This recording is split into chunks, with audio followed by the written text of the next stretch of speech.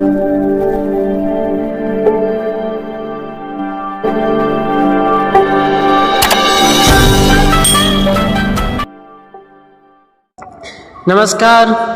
स्वागत है आपका हमारे चैनल पर। जैसे जैसे झारखंड विधानसभा चुनाव नज़दीक आ रहे हैं, सभी पार्टियों ने अपनी कमर कस ली है। आज हम लेकर आए हैं झारखंड के मुख्यमंत्री बनने की संभावनाओं पर आधारित एक खास एग्जिट पोल विश्लेषण। जानिए कौन सी पार्टी और कौन से नेता को मिल सकता है जनता का समर्थन। दोस्तों, झारखंड की राजनीति में इस बार माहौल काफ़ी गर्म है।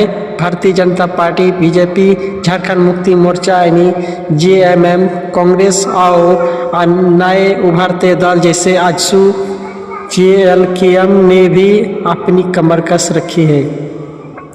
अभी की स्थिति देखें तो हेमंत सोरेन के नेतृत्व वाली सरकार को चुनौती देने के लिए बीजेपी और उसके गठबंधन कई नेता जनता के बीच पहुंच रहे हैं। हेमंत सोरेन का गठबंधन जेएमएम और कांग्रेस की गठबंधन सरकार में वर्तमान मुख्यमंत्री है। उनकी सरकार ने कई कल्याणकारी योजनाएं चलाई, खासकर आदिवासी और ग्रामीण क्षेत्रों के लिए। लेकिन इस बार उनकी स्थिति थोड़ी चुनौतीपूर्ण नज़र आ रही है। हेमंत सोरेन को जनता में एक मजबूत नेता के रूप में देखा जाता है, जो झारखंड की मूल समस्याओं पर ध्यान दे रहे हैं।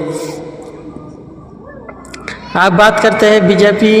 इस बार पूरी तरह तैयार है। बीजेपी का दावा है कि वे राज्य में विकास लाने के लिए एक मजबूत विकल्प है। बीजेपी का प्रभाव शहरी क्षेत्र में ज़्यादा देखा जा रहा है और ग्रामीण इलाकों में भी पकड़ बनाने की कोशिश में है। बीजेपी की तरफ से संभावित उम्मीदवार के रूप में बीजेपी के प्रमुख नेता चुनाव प्रचार कर रहे हैं और उन्हें भी जनता का समर्थन मिल रहा है। अब बात करते हैं आजसू पार्टी और जेएलकेएम जैसी पार्टियों ने भी अपने वोट बैंक को मजबूत करने की दिशा में काम किया है।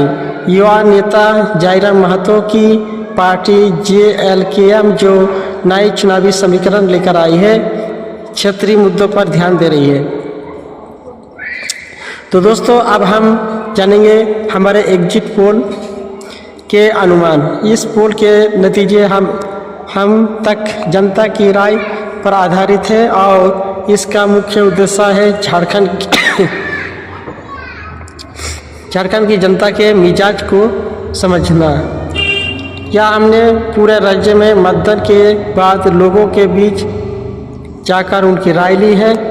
जानते हैं कि कौन सी पार्टी कितनी सीटों पर बढ़त बना रही है और कौन है जनता का पसंदीदा मुख्यमंत्री उम्मीदवार। जेएमएम कांग्रेस गठबंधन को पोल में 40 से 45 सीटों के बीच सीटें मिलती हुई नजर आ रही है।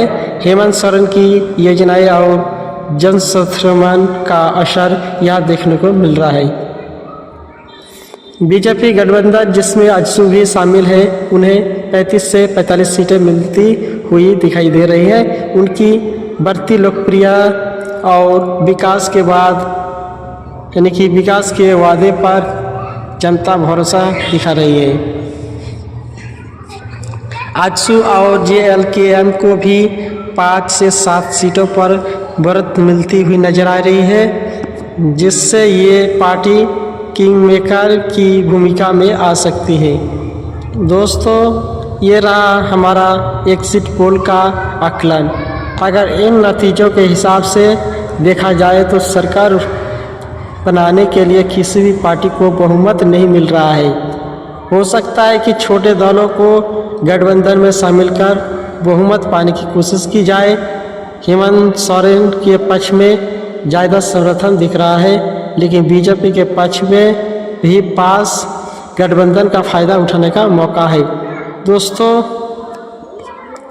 फिलहाल झारखंड की राजनीति में एक रोमांच मुकाबला देखने को मिल रहा है। आने वाले समय में ये नतीजे कितने सही साबित होंगे, ये तो चुनावी नतीजों के बाद ही साफ हो पाएगा। अगर आपको झारखंड चुनाव से जुड़ी ताज़ा खबरें, अपडेट्स और विश्लेषण चाहिए तो हमारे चैनल को सब्सक्राइब करना ना भूलें। आपके क्या विचार है? क्या हेमंत सोरेन फिर से मुख्यमंत्री बनेंगे या बीजेपी को कोई बड़ा उलटफेर रह के रहेगी? कमेंट में ज़रूर बताइए। धन्यवाद।